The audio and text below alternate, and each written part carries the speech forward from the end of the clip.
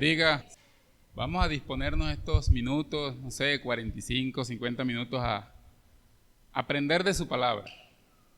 Cuando venimos a la casa de Dios, venimos con esa disposición de aprender qué nos dice el Señor en su palabra.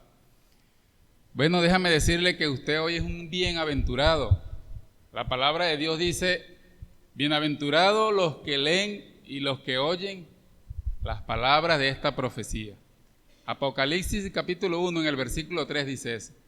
Tú eres una persona feliz, muy feliz, porque el Señor dice que es bienaventurado los que leen y los que oyen. Hay dos opciones. Si tú no lees, tú oyes. Si tú no oyes, tú lees. Pero hay dos opciones. Pero eres bienaventurado. Entonces vamos a compartir la palabra de Dios.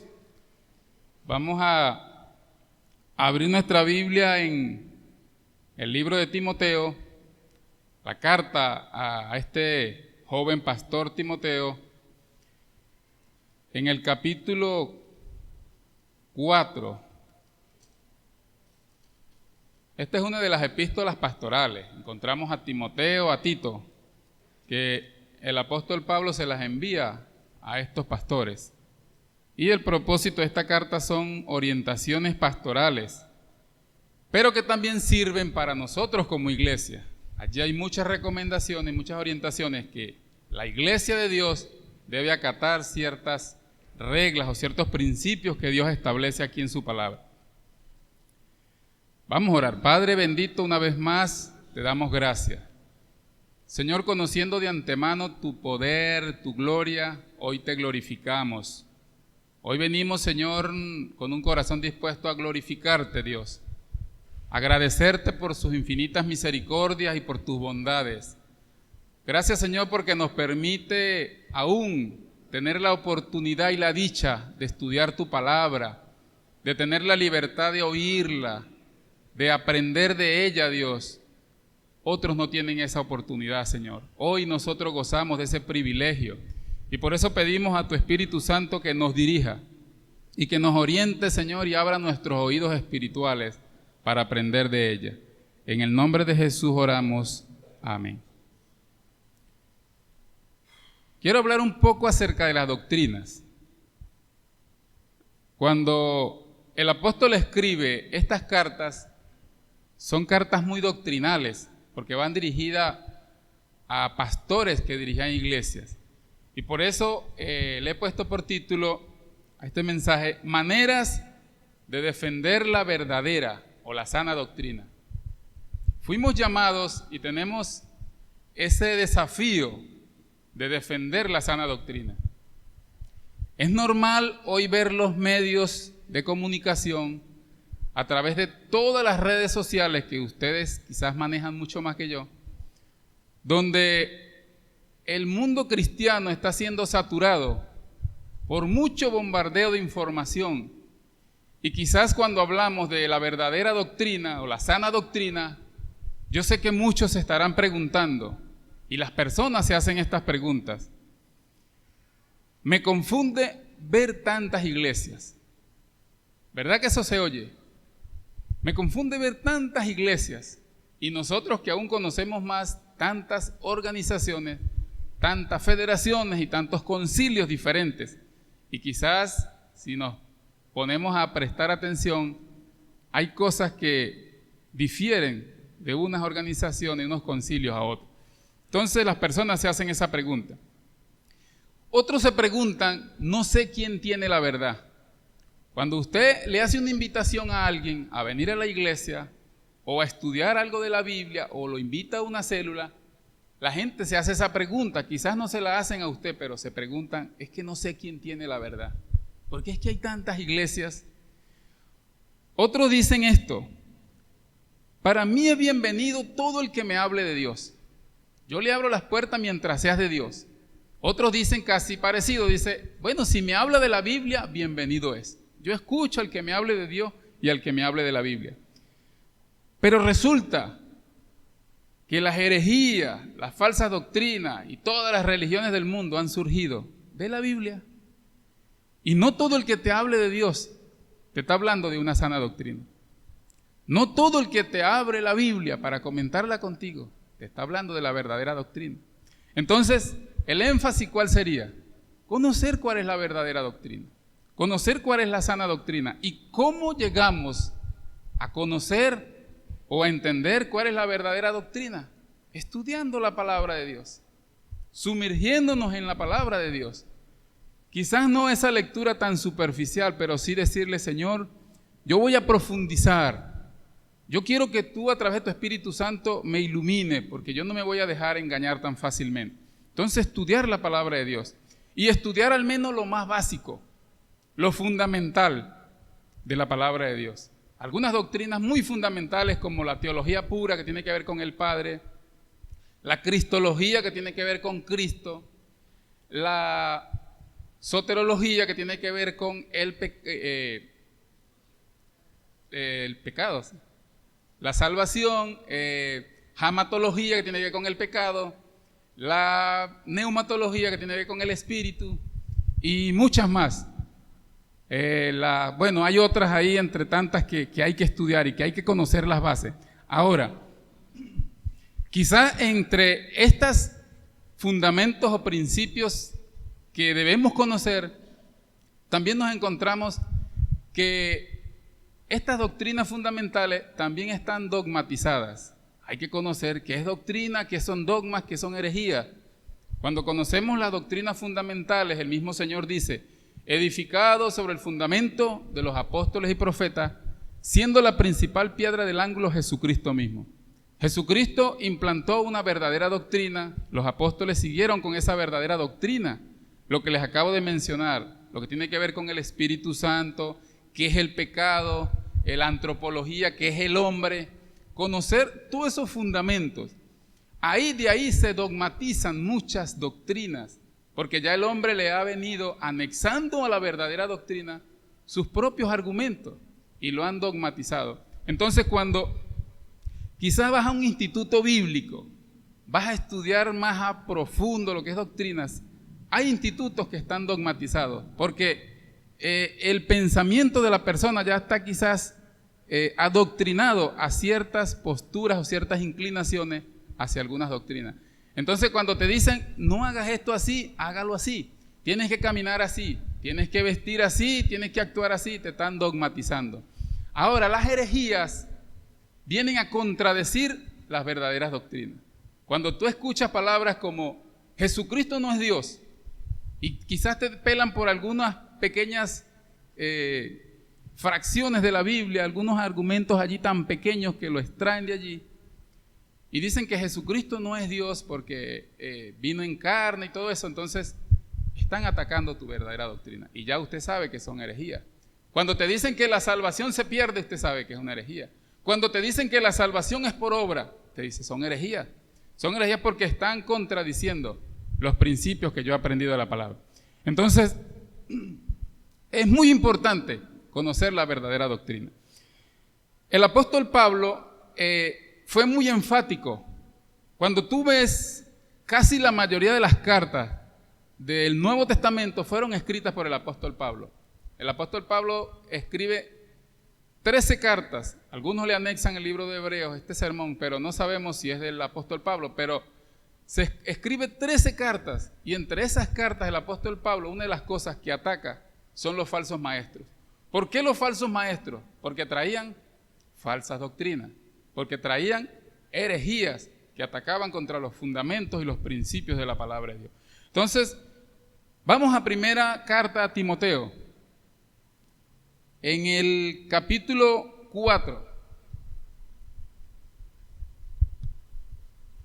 Vamos a leer nada más el primer versículo y de allí pues desglosábamos algunos otros que vamos a tocar. Dice la palabra de Dios: pero el Espíritu dice claramente que en los postreros tiempos algunos apostatarán de la fe, escuchando a espíritus engañadores y a doctrinas de demonios.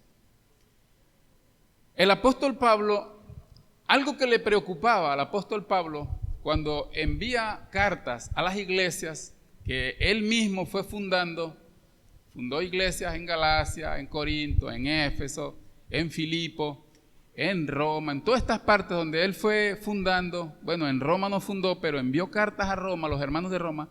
Una de las cosas que el apóstol le preocupaba era esto, que los falsos maestros empezaran a infiltrarse dentro de las iglesias y a imponer fundamentos doctrinales que no estaban establecidos o que no era lo que él quería. Entonces él le preocupa esto y le envía esta carta a Timoteo y le dice, el Espíritu dice claramente. Esa palabra claramente se consigue muy poco. Eso quiere decir que el Señor le preocupa cuando dice claramente. Es como cuando el Señor dice, de cierto os digo. Cuando tú lees los evangelios, el Señor Jesucristo, cuando decía, de cierto os digo, quiere decir, es una gran verdad. Ojo a esto. Entonces, dice, el Espíritu dice claramente que en los postreros tiempos algunos apostatarán de la fe. ¿Cuáles son los postreros tiempos? Desde que Cristo establece la iglesia, allí en el primer siglo, hasta hoy, se está hablando de los postreros tiempos.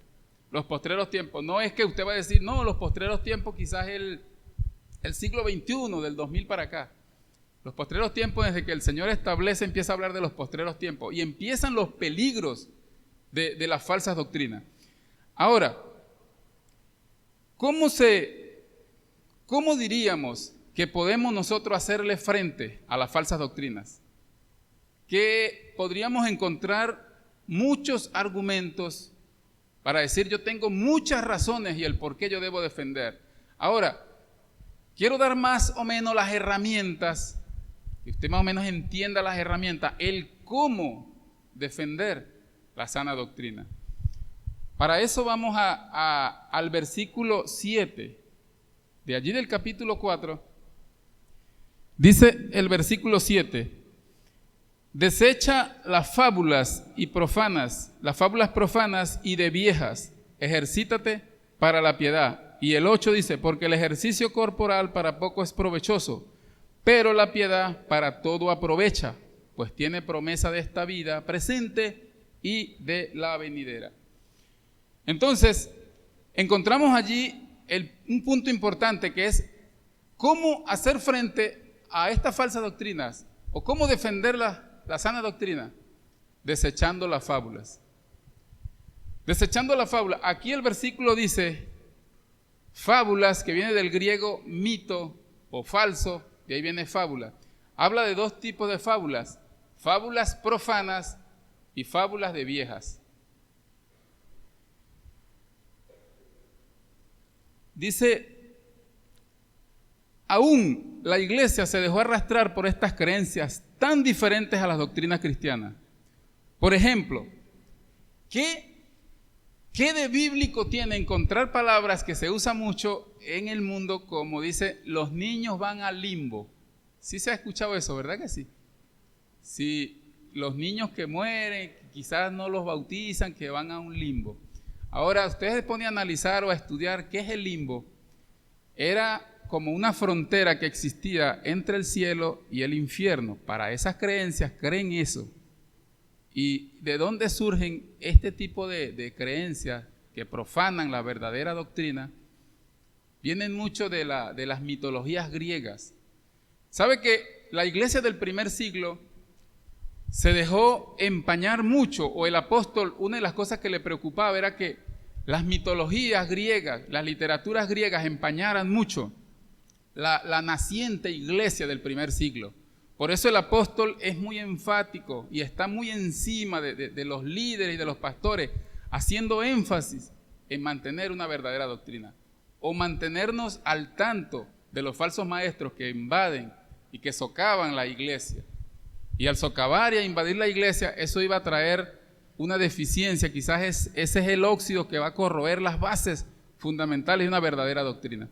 Entonces, el apóstol hace mucho hincapié en eso. Y él dice, desechando las fábulas.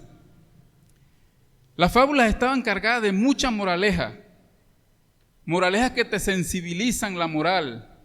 Quizás usted se pregunte, pero eso no es malo. Por supuesto que no. Pero dejan tu espíritu sin alimento. Dejan tu espíritu vacío.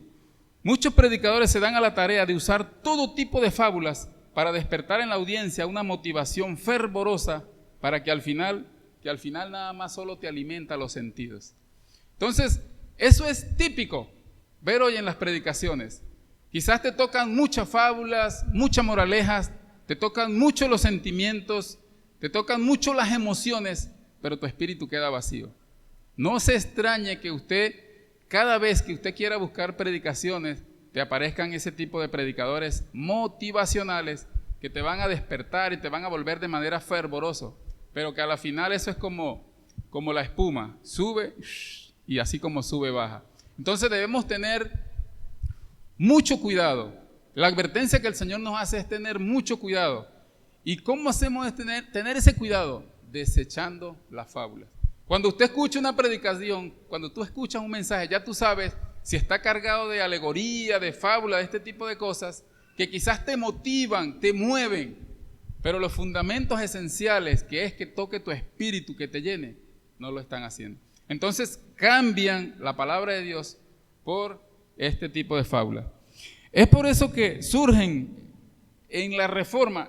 Yo sé que algunos quizás tenemos un poco de conocimiento de lo que sucedió en la Reforma en el siglo XV, porque la Iglesia, en el transcurso de tantos siglos que fue avanzando, la Iglesia se dejó invadir de muchas falsas doctrinas, muchas creencias profanas y de viejas, dice la palabra de Dios.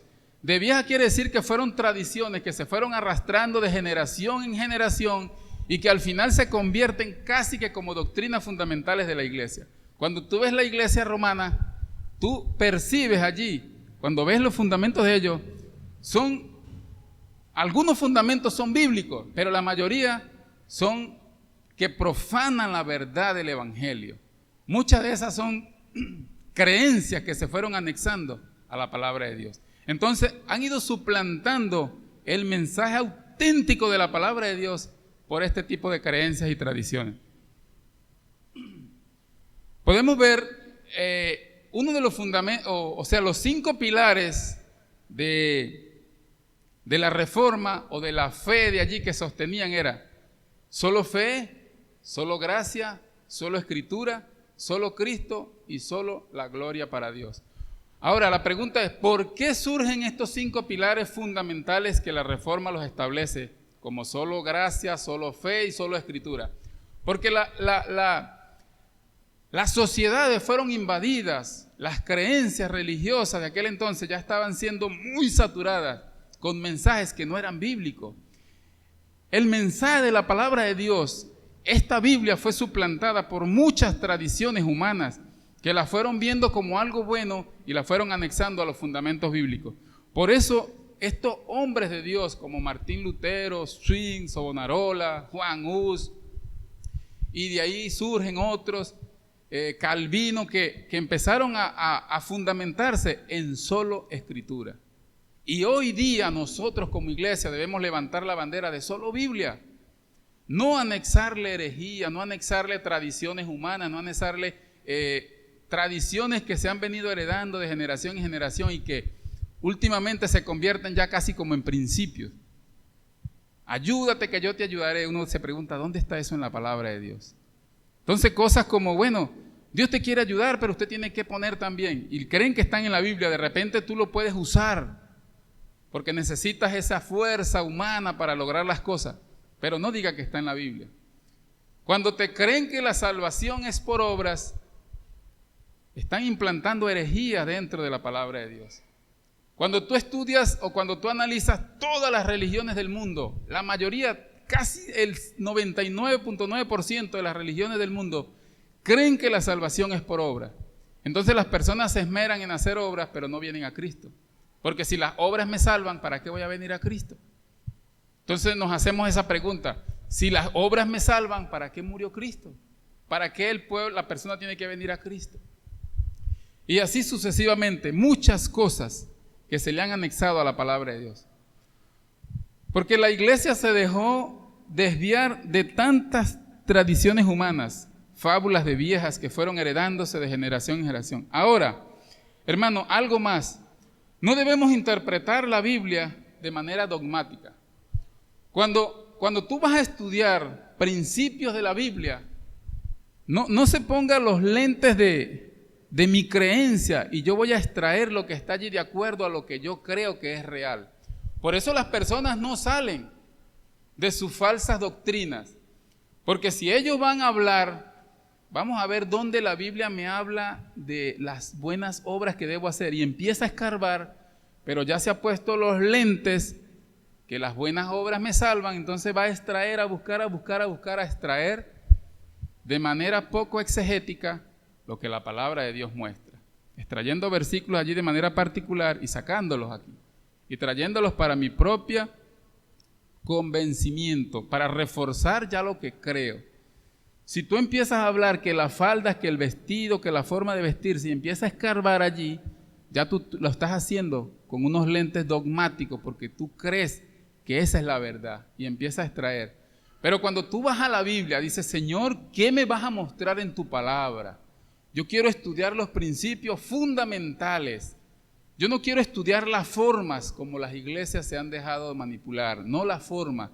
Yo quiero ir a los fundamentos. Ya tú estás estudiando la Biblia de manera muy precisa, lo auténtico, lo que se quiere.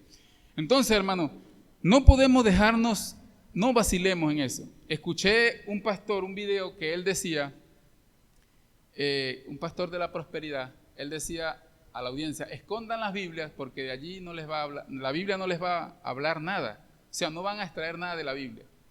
Porque para muchos quizás la Biblia se convirtió en un libro ya muy antiguo, quizás muy obsoleto, muy anticuado y no hay... Ya lo que yo necesito saber, ya lo tengo aquí. Entonces se han desviado de la Biblia.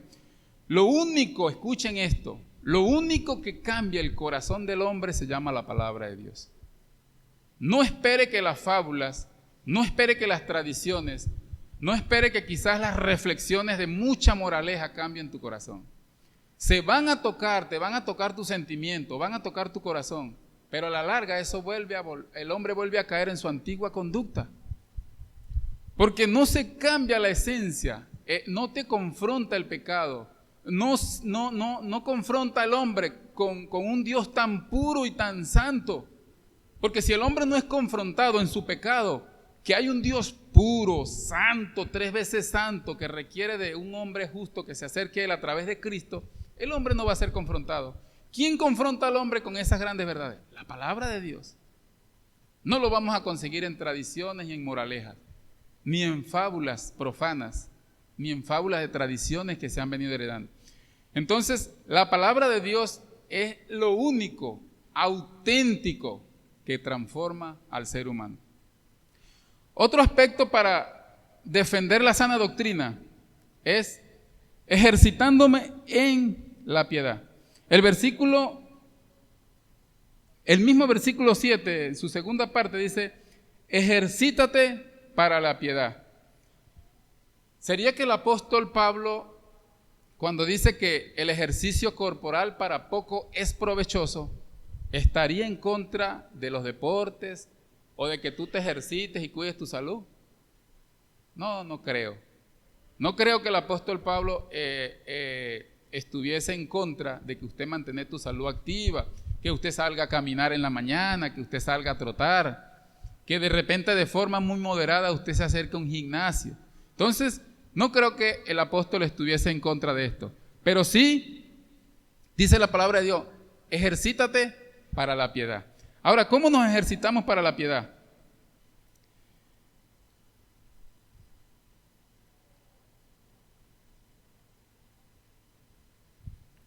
La piedad requiere de esa vida piadosa. Aquí dice, podemos notar 3 aspectos importantes. La disciplina, una persona que requiera presentarse ante una competencia o ante, una competencia, ¿cómo es que llaman eso? Competición de alto rendimiento, atletas de alto rendimiento. Necesita tener buena disciplina. Entre esas buenas disciplinas requiere de muchos aspectos.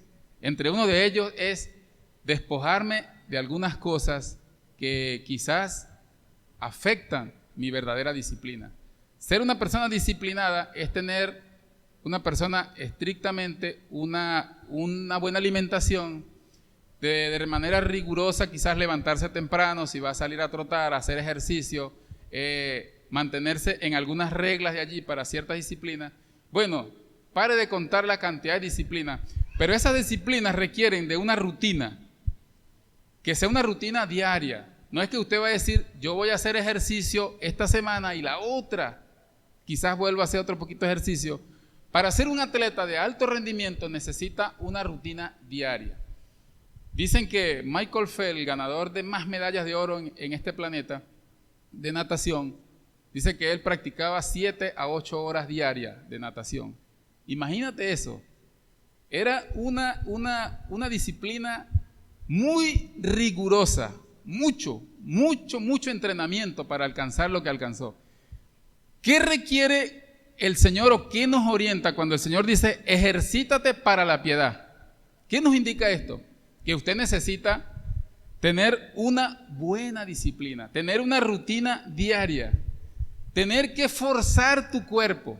Quizás el día que usted comience a mantener esta disciplina, ya hablando de lo atleta, quizás usted va a trotar 1 kilómetro y al otro día a usted le duele todo el cuerpo.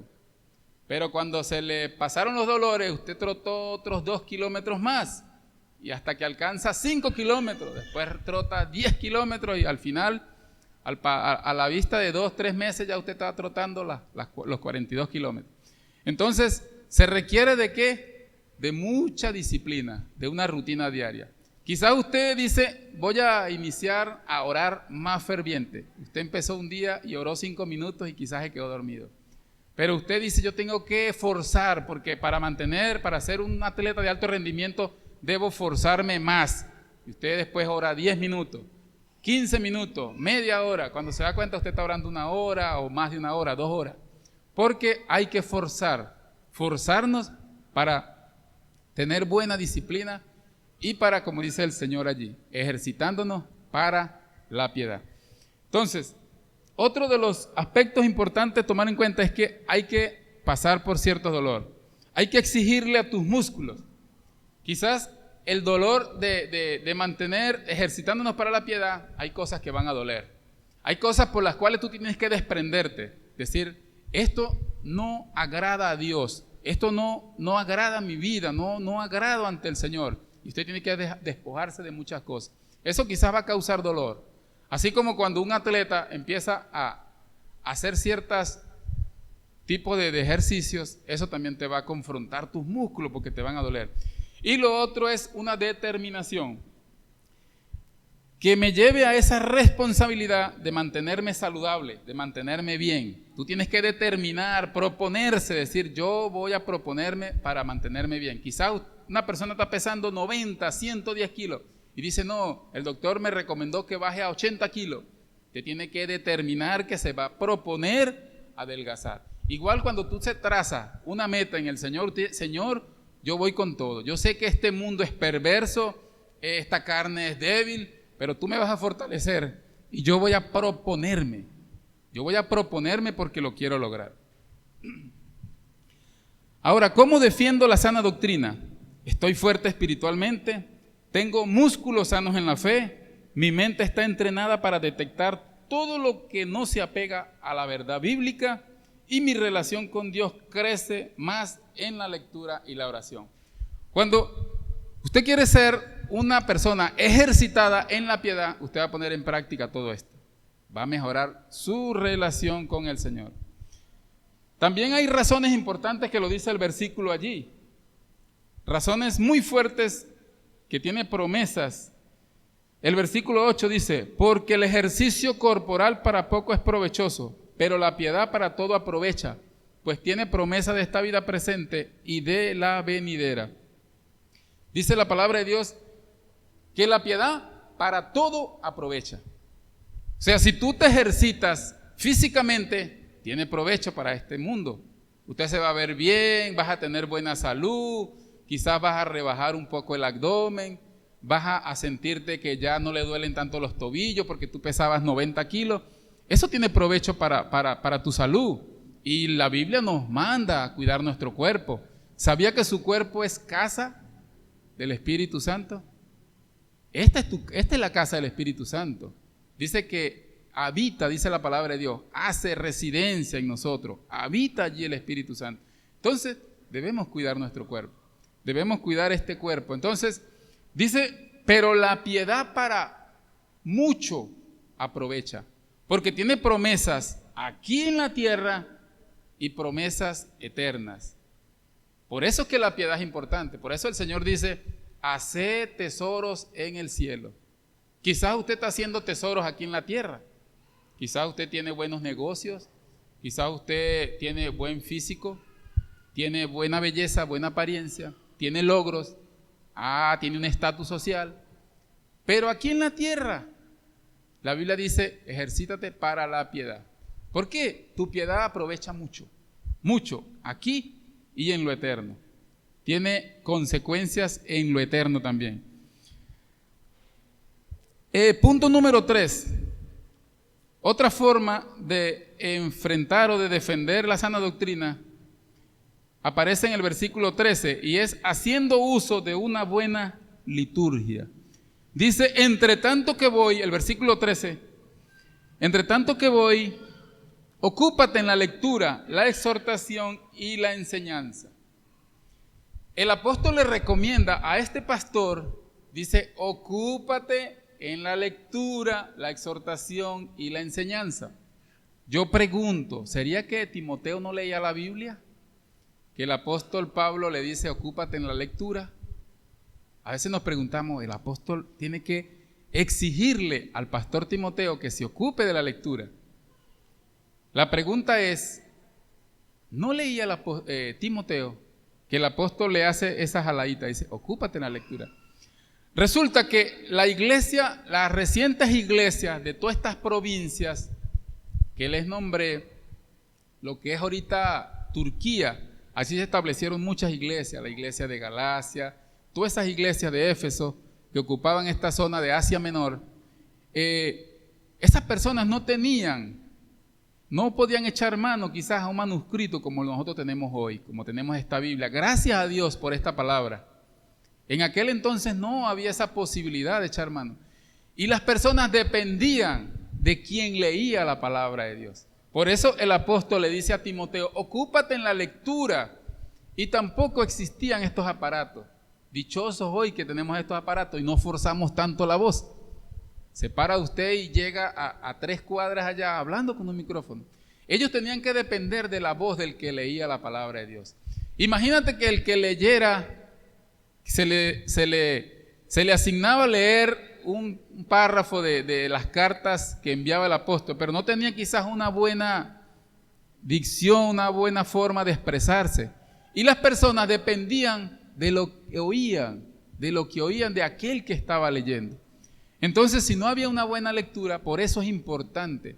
Cuando hablo de defender o de mantener haciendo un buen uso de una liturgia, es que pararse aquí es vital, es importante lo que tú vas a transmitir. Cuando tú vas a leer la palabra, yo sé que muchos quizás no tienen acceso a una Biblia y vinieron hoy sin una Biblia y van a depender de lo que el que está aquí lee y ellos van a prestar atención. Por eso el hermano Gustavo leía muy bien la forma como leía la palabra de Dios, de manera muy clara, porque muchos de ustedes están dependiendo de lo que se oye de aquí, porque quizás algunos no han tenido contacto con la Biblia. Entonces, es importante, es vital. Hay muchos que dependen de la lectura que hacemos desde aquí. Dijo Martín Lutero, dijo que la Reforma avanzó más por los himnos que por las prédicas que ellos hacían. Esto me llamó la atención, lo que dijo Martín Lutero en el siglo XV. ¿Por qué, hermanos? Los himnos, la forma, lo que tú cantas, lo que tú expresas a través de una canción, tú estás predicando, tú estás hablando la palabra de Dios. Y dice este hombre de Dios, Martín Lutero, que la iglesia allí del siglo XV o la Reforma avanzó más a través de lo que cantaban, porque muchos hombres se dedicaron a escribir muchos himnos, muchas canciones, pero ¿sabe qué? Esas canciones eran apegadas a la palabra de Dios. Hoy debemos tener mucho cuidado ¿Qué es lo que se canta de aquí? ¿Qué canciones cristianas, entre comillas, estamos escuchando? Porque las personas hoy, los que componen canciones, los que cantan, quizás están más pendientes de transmitir algo bonito que se oiga bien al oído y se olvidan de la palabra de Dios. Entonces, ¿cómo vamos a defender nosotros la sana doctrina? Haciendo un buen uso de la liturgia, de lo que se transmite aquí, de la lectura y de los cantos en especial. Las prédicas también, pero haciendo énfasis en estos dos aspectos. Lo que tú lees, la palabra que tú lees, hay que tener mucho cuidado con lo que leemos. Pero también los cantos, que las canciones lleguen, que las canciones te prediquen, que las canciones cristianas que se canten toquen el alma, toquen el ser y cambien el corazón del hombre. Si las canciones no tienen un mensaje apegado a la palabra de Dios, no van a transformar las vidas. Hay personas que han llegado a servirle a Cristo, a los caminos de Dios, a través de una canción cristiana.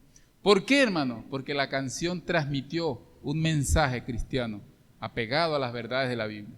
Entonces es importantísimo hacer uso de una buena liturgia.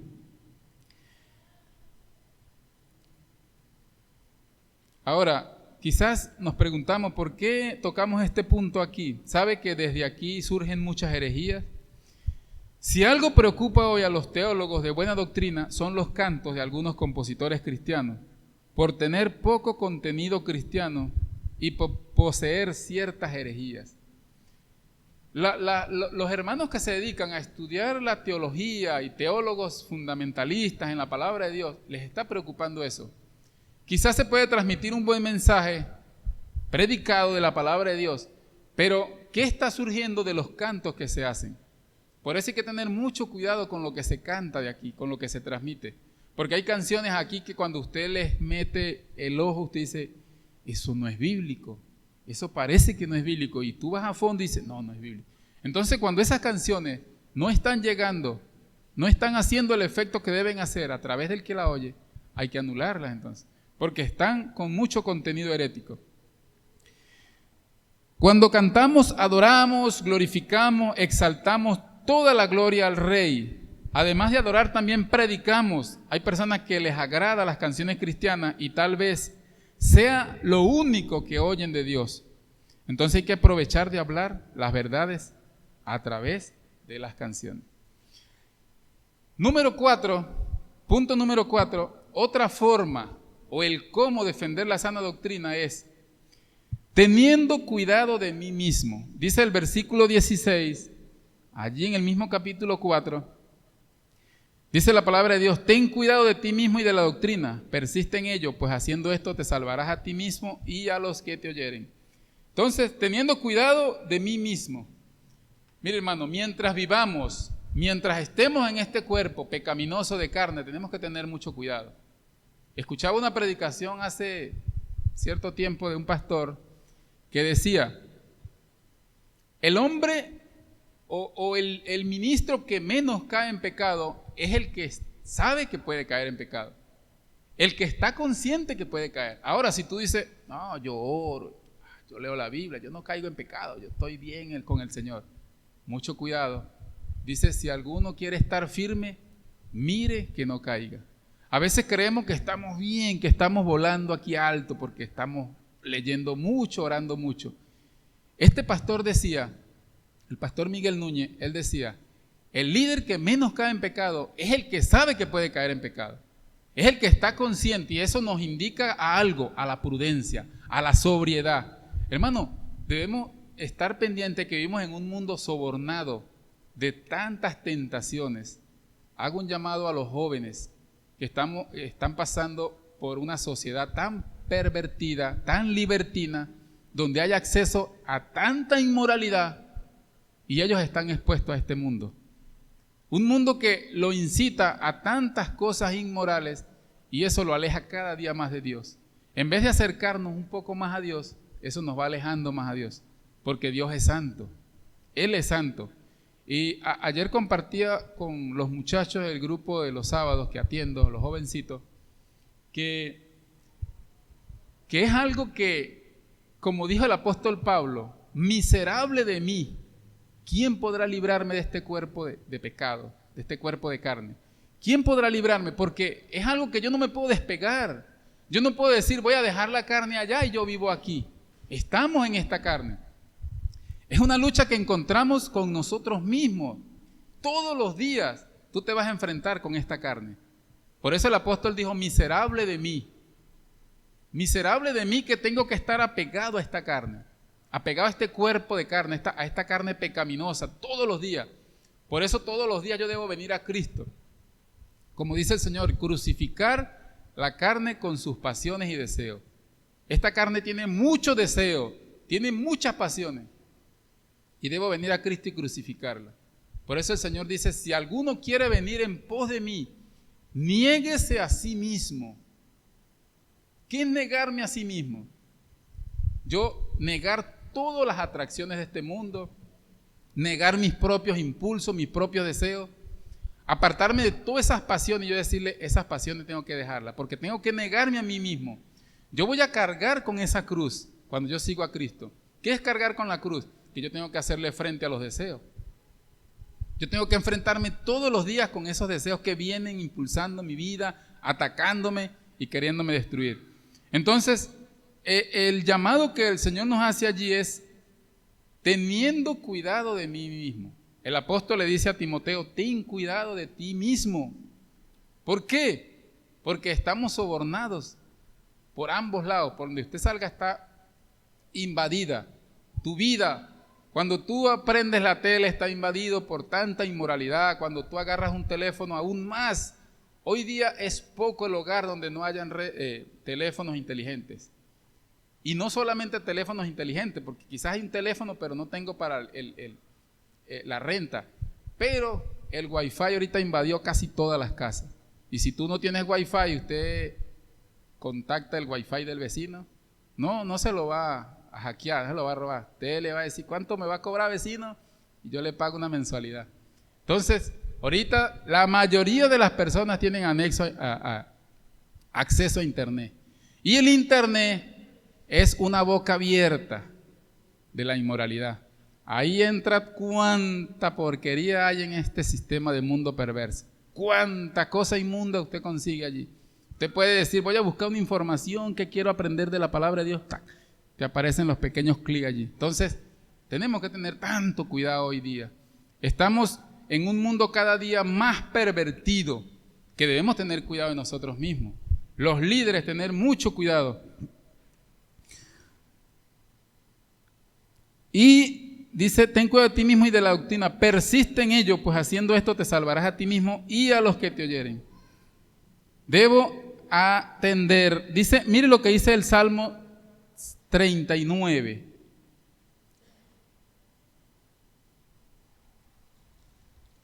Vamos a llevarlo al Salmo 39.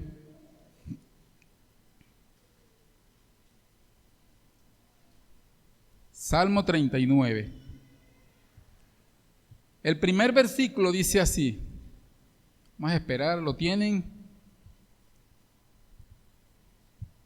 Los que no escuchan, ¿verdad? Dice, yo dije, atenderé a mis caminos para no pecar con mi lengua. Guardaré mi boca con freno en tanto que el impío esté delante de mí. Dice, atenderé a mis caminos para no pecar con mi lengua. Guardaré mi boca con freno en tanto que el impío esté delante de mí. El salmista allí escribe y dice, él tiene que atender, él tiene que estar al tanto en lo que está caminando. Dice, para no pecar contra ti. Y en tanto que el impío esté frente a mí, yo voy a guardar mi boca con freno. ¿Qué hablamos? ¿Qué hablamos que quizás afecte al otro? Tengo que tener mucho cuidado de mí mismo, dice el apóstol. Ten cuidado de ti mismo. Tú puedes predicar la verdad, tener una buena doctrina, pero si tu testimonio no te ayuda, tú no vas a quedar bien ante la sociedad. Porque tus palabras no hablan tan fuerte como tus actitudes. Tus actitudes se oyen muy lejos, mientras que tus palabras quizás lleguen muy cerca. Entonces tenemos que tener mucho cuidado de nosotros. ¿Cómo andamos? ¿Cómo está mi testimonio? Porque si no, tú quizás tienes la verdad, predicas la verdad, lees la verdad, quieres enseñar la verdad, pero con tu testimonio no va a llegar. Con tu testimonio otros van a decir, no, yo no quiero escuchar a ese hombre. O yo no quiero escuchar a esas personas que me hablan. No, esos que viven ahí en la esquina, no. Y ellos pueden predicar la verdad y andar en la verdad. Entonces, tenemos que tener mucho cuidado de nosotros mismos, de lo que hacemos, de lo que hablamos. El Señor nos demanda a contender. Cuando tú lees el libro de Judas, el Señor nos demanda a contender ardientemente por la fe.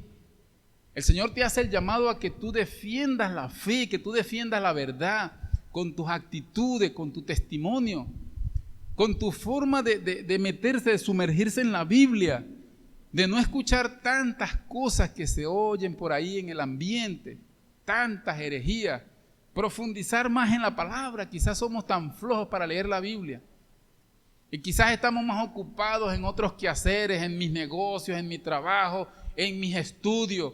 No es que tú vas a descuidar los estudios, tú vas a vivir en tus estudios, pero quizás le damos mayor prioridad a mi negocio, a mi auge, a mi estatus, porque yo quiero crecer, yo quiero acumular riqueza, yo quiero codearme con el que tiene más dinero y yo quiero llegar a ser lo que otro es. Yo quiero ser un profesional muy sofisticado y ser muy bien visto de la sociedad. Entonces andamos detrás de eso. Y el Señor te demanda a defender ardientemente la sana doctrina. Pero ¿qué estamos haciendo como iglesia? ¿Qué estamos haciendo? Dejándonos llevar quizás por vientos muy sutiles, muy suaves, quizás contentarnos con venir nada más el domingo. De domingo en domingo el Señor te exige. El Señor te exige estudiar más la palabra. El Señor te exige profundizar más. El Señor no te va a preguntar un día por tus logros. El Señor no te va a preguntar un día por tus carreras, por cuántas carreras hiciste, cuántos logros obtuviste, hasta dónde académicamente llegaste. Cuando te presentes delante de Dios, eso no va a servir. Dijera un predicador, en el cielo no hay paredes para yo colgar mis cuadros allí, mis logros, mis títulos. Todo lo que yo he logrado, no hay paredes. Allí no vas a colgar tus logros. Cuando llegues delante de Dios, Dios no te va a preguntar cuánta riqueza acumulaste, cuánto hiciste. Por eso decía en el principio, haced tesoros en el cielo. ¿Cómo hacemos tesoros en el cielo? Cuando nos fundamentamos en lo que dice la palabra de Dios. Cuando hacemos trabajos por la piedad, cuando nos ejercitamos por la piedad. No importa tu edad, ejercítate para la piedad. Para esto no necesitas, si tú tienes 70 años, 60, tú puedes ejercitarse en la piedad. Quizás no tienes las capacidades de tu cuerpo, de tus músculos para ejercitarse físicamente, pero en la piedad sí. Si tú tienes 10, 11, 15 años, ejercítate para la piedad. Porque el Señor te va a llamar un día a cuenta, te va a decir, ¿qué hiciste? ¿Qué hiciste? Quizás estamos pendientes más de los logros. ¿Cuántas cosas quiero lograr? Se me están yendo los años, ya tengo 18 y miren, apenas estoy empezando una carrera y quiero más y más y más. Eso es vital, eso es importante. Pero un día el Señor te va a preguntar, ¿qué hiciste? ¿Se acuerda la parábola de Lucas? Capítulo 12 dice que hubo un hombre que tenía muchas riquezas y dijo, ya sé lo que voy a hacer. Voy a expandir los graneros y los voy a hacer más grandes. En aquel tiempo quizás la riqueza era granos. No era como ahorita que tener carros último modelo y quizás el jet privado, quizás el yate, no. En aquel tiempo era tener muchas posesiones en grano porque eso tenía mucho valor. Y dijo, voy a expandir los graneros, los voy a hacer más grandes y voy a meter más riqueza. Y después que obtuvo toda esa riqueza, dijo, ay alma, ahora sí regocíjate. Regocíjate porque tiene para vivir relajado por muchos años. Ya hizo lo que quería. Y la palabra de Dios vino y le dijo, necio, si esta noche vienen a pedir tu alma, todo lo que has provisto, ¿de quién será? Todos los logros tuyos, ¿de quién serán? Todo lo que tú has logrado, académicamente, profesionalmente, tu estatus social, tu riqueza, ¿para quién será? Si no has provisto para la vida eterna. Quizás aquí en este planeta Tierra vamos a vivir muchos años. Quizás tú dices, yo voy a vivir 80 años, 90 años. Eso es muy insignificante y muy corto tiempo comparado con una eternidad. De aquí vamos a partir a una eternidad. La pregunta es, ¿qué vas a hacer cuando te presentes delante de Dios? Vas a quedar completamente desnudo delante de Dios, porque no vas a tener que decirle, mire Señor, tengo esto, logré este título, fui un buen esposo, fui esto, hice carrera, logré aquello. No. Es si tú te ejercitaste para la piedad. El Señor te está llamando hoy para que tú vengas al Señor arrepentido y decirle: Señor, he fallado. Tengo tantos años en el Evangelio y quizás no me he propuesto en ejercitarme más para la piedad, en defender la sana doctrina con mis acciones, estudiando más la palabra de Dios, ejercitándome más para la piedad, no dependiendo tanto de la fábula, sino dependiendo de lo que dice tu palabra. Entonces el Señor un día te va a pedir cuentas, un día te vas a presentar delante de Dios. Y si tú no te apercibiste aquí en esta tierra, vas a quedar mal delante de Dios. Así que el llamado que te hace el Señor hoy es: dale lugar a Dios en tu vida. Dale lugar a Dios en tu vida. Quizás usted es muy joven, dice: yo estoy empezando a vivir mi vida. Dice la palabra de Dios: acuérdate de tu Creador en los días de tu juventud, antes que lleguen los días malos. ¿Cuáles son esos días malos? Donde no tenga la oportunidad, donde te llegue la vejez, donde te dice: uy, qué triste que yo cuando joven no hubiese aprovechado yo de hacer tantas cosas, de salir, de predicar, de hablar. Pero va a llegar un día la vejez. Acuérdate del Señor. Y dice en el otro capítulo anterior al 12 de Eclesiastés, dice: dale rienda a todo lo que tú quieras, a tus deseos, pero sabe que sobre todas estas cosas te va a juzgar Dios. Desenfrénate en lo que tú quieras. Usted dice: yo hago con mi vida lo que me venga y tú haces con tu vida lo que tú quieras. Pero el Señor un día te va a decir: venga, porque vamos a arreglar cuentas. Entonces tú tienes que venir a Cristo hoy. Yo no te voy a invitar a que pases.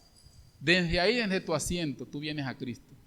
Porque venir a Cristo es arrepentirme. En la Biblia encontramos el llamado de Juan el Bautista, era arrepentíos, arrepentíos. Y tú ves todo en el Nuevo Testamento, la iglesia primitiva, el mensaje de los apóstoles, arrepentido. Porque el arrepentimiento me trae cambio. La palabra arrepentimiento viene del griego metanoia, que significa cambio. Meta, cambio, nous, mente, no, cambiar de mente, cambiar de parecer. Yo cambio mi actitud, mi forma de pensar, y yo le doy lugar a Cristo. Cuando tú le das lugar a Cristo, Dios va a transformar tu vida. Entonces, tú desde tu asiento vas a inclinar tu cabeza y le vas a decir: Señor, he fallado. Yo quiero que la iglesia oremos. Digámosle: Señor, gracias. Gracias porque tu palabra me ha hablado, tu palabra me ha confrontado. Y si tú no tienes a Cristo hoy, tú puedes decirle: Señor, quiero darte lugar, Señor. Quiero aceptarte como mi Señor y como mi Salvador. Porque yo quiero comenzar quiero ver ese cambio en mi vida, quiero que transforme mi vida, Señor. Y la iglesia oremos al Señor, decimos: gracias, Padre. Gracias por tu palabra. Gracias por lo que me has hablado, mi Dios. Ese mensaje era para mí, Señor. Gracias. Gracias por lo bondadoso que has sido. Gracias porque me has transformado cada día. Te doy gloria, mi Dios. Gracias, Señor, en Cristo Jesús.